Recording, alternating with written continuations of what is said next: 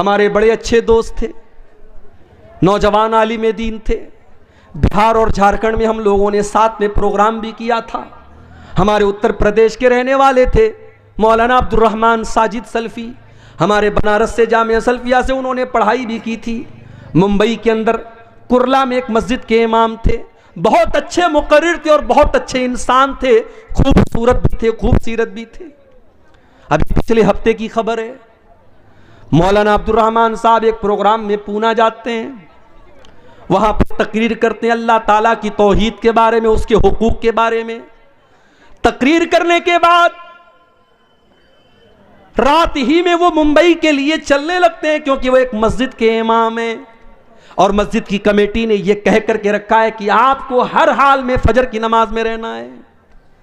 او لوگو، مولوی کوئی روبوٹ تو نہیں ہوتا، مولوی کوئی مشین تو نہیں ہوتا، اس کے پاس بھی تو ضرورتیں ہو سکتی ہیں، اس کے پاس بھی تو مجبوریاں ہو سکتی ہیں. تم نے مولویوں کو مشین سمجھنا کیوں شروع کر دیا ہے؟ بند کر دو مولویوں کو مشین سمجھنا. مدرسوں میں پڑھانے والے مولویوں کو آپ نے 5,000 روپے کی تنخواہ پر رکھا. ارے 5,000 کی تو لوگ چائے اور پان کھا جاتے ہیں، پی جاتے ہیں. 5,000 میں وہ مولوی کس طریقے سے اپنے بچوں کا پیٹ پالے گا؟ کبھی آپ نے سوچا؟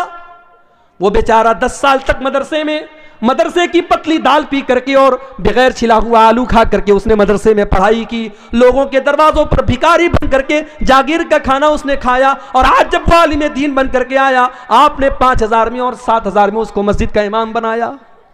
شرم آنی چاہیے. مسجد کے امام سے زیادہ تو محلے میں جھاڑو لگانے والے کی اور صفائی کرنے والے کی تنخواہ ہے. شرم آنی چاہیے. اور اس کے بعد اتنی پابندی ہے کہ صاحب پورا محلہ مسجد میں نظر نہ آئے. اگر امام بیچارہ کسی دن فجر میں نہیں آیا، مولوی صاحب آپ فجر میں نظر نہیں آئے، پورا ایک نمازی جب تک پوچھ نہ لے اور تحقیقات نہ کر لے تب تک مولوی کو نہیں چھوڑے گا.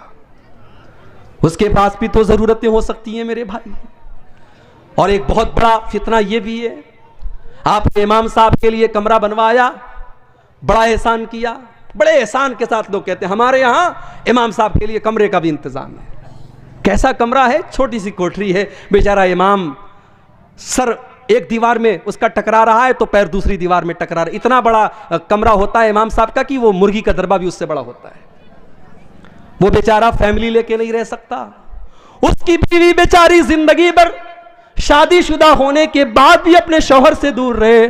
وہ لوگوں، تم نے ان مولویوں کی زندگی کو ایسا کیوں بنا دیا؟ مدرسوں میں پڑھانے والے ٹیچروں کے لیے آپ نے فیملی کوارٹر کا انتظام کیوں نہ کیا؟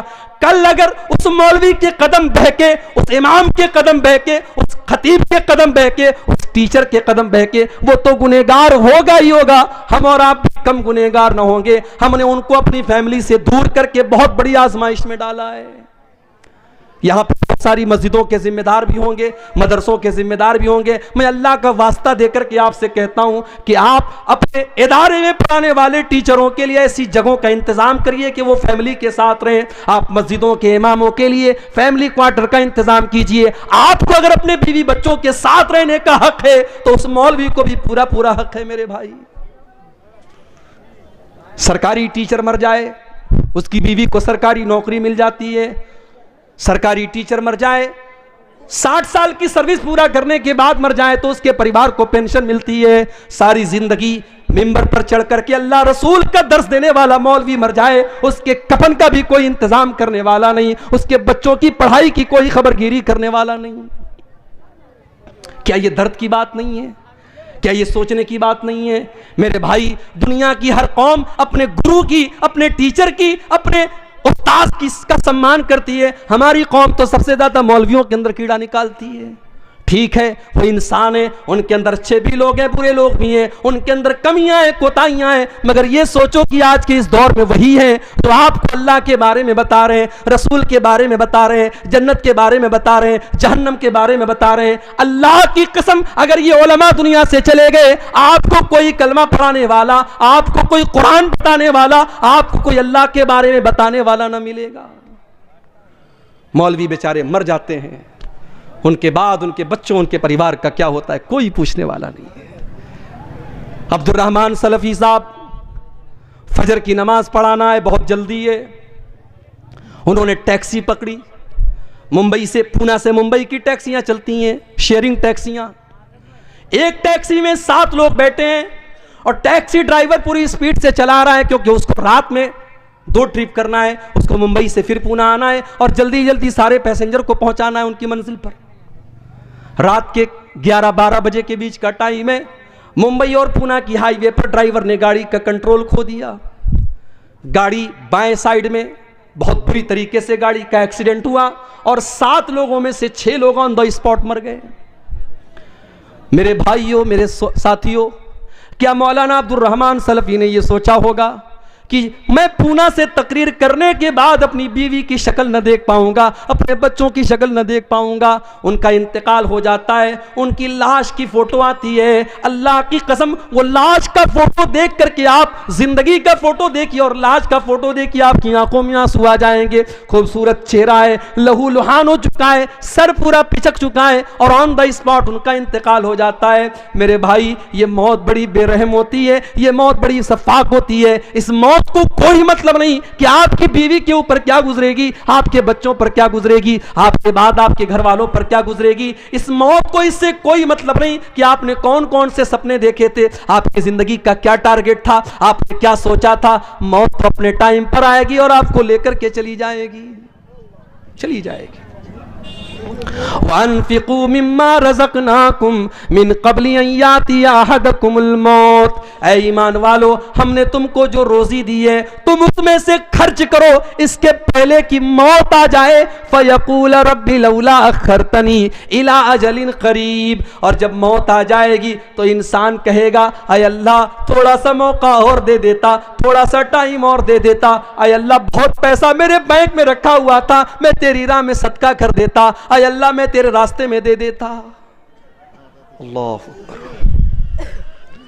لیکن موت کے بعد سوائے پچھتانے کے ہمارے ہاتھ میں کچھ نہیں آئے گا. موت کے بعد انسان دوبارہ دنیا میں آنے کی تمنا کرے گا، لیکن بہت ساری آرزویں ایسی ہوتی ہیں جو کبھی پوری نہیں ہو سکتی. مرنے کے بعد کبھی دنیا میں کوئی واپس نہیں آیا ہے. کبھی رات میں کمرے میں آپ لیٹے ہوں اور لائٹ چلی جائے تو عورتیں تو ڈر جاتی ہیں، بچے ڈر جاتے ہیں، بالکل اندھیرا ہو جاتا ہے. ہم بھی ڈر جاتے ہیں. انسان بالکل اندھیرا ہو جائے تو انسان سوچنے لگتا ہے کہاں جائے، دروازہ کدھر ہے، سوئچ کدھر ہے، سامان کدھر ہے. انسان سوچنے پر مجبور ہو جاتا ہے. او لوگو، جب رات میں کبھی آپ کمرے میں تنہائی میں ہوتے ہیں اور لائٹ چلی جائے، اندھیرا ہو جائے، کیا آپ اس وقت کے بارے میں نہیں سوچتے جب آپ اپنی قبر میں ہوں گے اور وہاں بھی اس سے زیادہ اندھیرا ہوگا اور وہاں پر آپ کو بچانے والی کوئی بیوی نہ ہوگی، وہاں پر آپ کو بچانے والے کوئی ماں باپ نہ ہوں گے، کوئی رشتہ دار نہ ہوگا. اس موت کے بارے میں، اس قبر کے بارے میں ہم کیوں نہیں سوچتے؟ اس موت کے بارے میں ہم کیوں نہیں سوچتے؟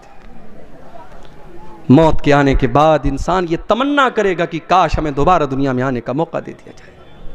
اللہ نے فرمایا قرآن کے 18ویں پارے میں، حَتَّى إِذَا جَاءَ أَحَدَهُمُ الْمَوْتُ. جب موت کا ٹائم آتا ہے انسان یہ کہتا ہے، قَالَ رَبِّ ارْجِعُونِ. اے اللہ تو ایک مرتبہ مجھے دنیا میں دوبارہ لوٹا دے. لَعَلِّي أَعْمَلُ صَالِحًا. اے اللہ میں دوبارہ دنیا میں جانے کا چانس مانگ رہا ہوں، اس لیے نہیں کہ بیٹی کی شادی کرنا ہے، اس لیے نہیں کہ بیوی کے نام بینک بیلنس کرنا ہے، اس لیے نہیں کہ مکان بنوانا ہے، اس لیے نہیں کہ بیٹی کے جہیز کا انتظام کرنا ہے. آج کتنے بوڑھے باپ ہیں، جوان بیٹیاں ان کے گھر میں خوبصورت بھی ہیں، دیندار بھی ہیں، نمازی بھی ہیں، قرآن بھی پڑھنے والی ہیں، مگر پورے گاؤں میں کوئی ان سے رشتہ کرنے والا نہیں ہے کیونکہ اس غریب کے پاس اپنی بیٹی کو بیچنے کے لیے پیسہ نہیں ہے. او لوگو، آج ہم نے ایسا ماحول بنا دیا کہ آج بیٹیوں کا سودا ہوتا ہے. جتنا کوالیفائڈ داماد ہو، سرکاری نوکری والا داماد ہے تو الگ قیمت ہے، اچھا بزنس والا داماد ہے تو الگ قیمت ہے. آج ہم نے دامادوں کی قیمتیں بنا کر رکھ دی. آج تم اپنی بیٹیوں کا سودا کر رہے ہیں. سودا ہو رہا ہے، اور کون کر رہا ہے؟ اہل حدیث کر رہا ہے. بڑے فخر سے ہم کہتے ہیں کہ صاحب سیمانچل میں قوم ایسی بھی ہے کہ پوری قوم اہل حدیث ہے.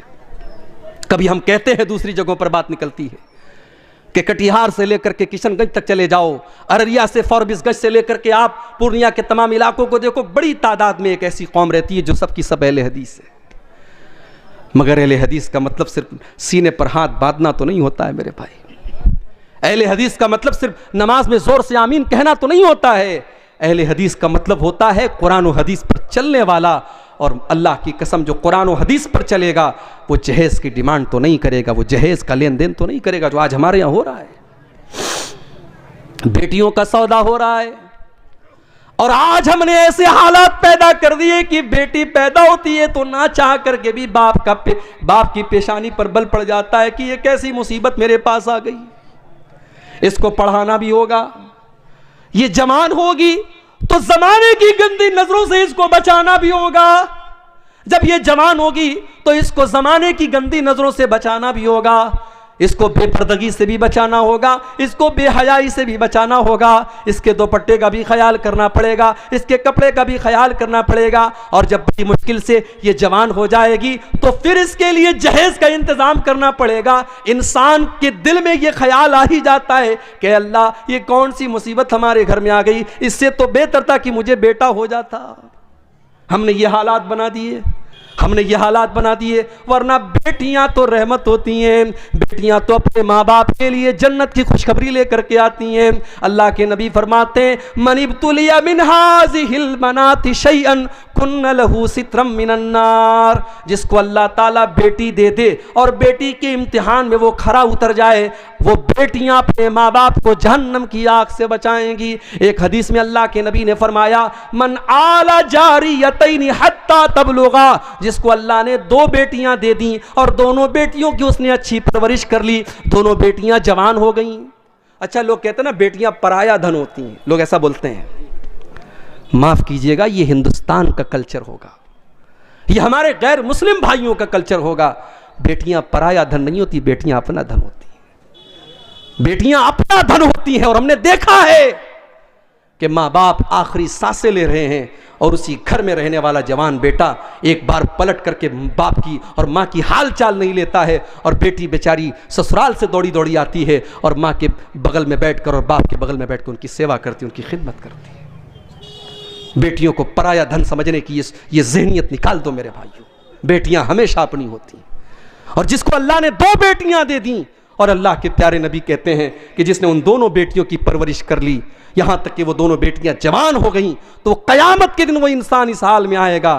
اللہ کے نبی نے اپنی دونوں انگلیوں سے اشارہ کر کے فرمایا کہ جیسے یہ دونوں انگلیاں ایک دوسرے کے ساتھ ملی ہوئی ہیں, لگی ہوئی ہیں, بیٹیوں کی پرورش کرنے والا وہ باپ وہ ماں کل قیامت کے دن جنت میں میرے ساتھ اس طریقے سے رہے گا جو جیسے یہ دونوں انگلیاں ایک دوسرے سے ملی ہوئی ہیں.